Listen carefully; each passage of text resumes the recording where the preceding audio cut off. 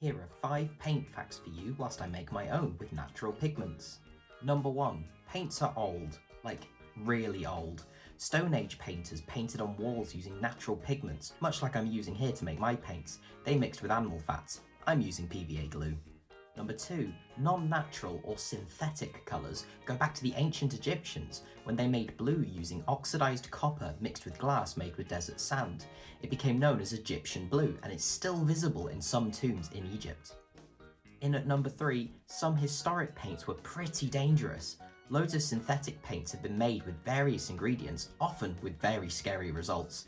Islamic Golden Age painters used mercury sulfide for red, and there is some evidence that Napoleon was killed by the arsenic-rich Scheele's green painted walls. At 4, paints can be used to solve crimes. A popular pigment in the early 19th century was Indian yellow, made using poo from cows with specific diets rich in xanthic acid.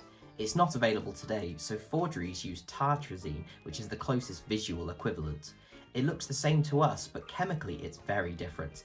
Galleries can shine UV light on it to check if it's authentic, because Indian yellow fluoresces or glows brightly under ultraviolet. Tartrazine doesn't. And finally at number 5, we make a lot of paint, but that isn't always a good thing.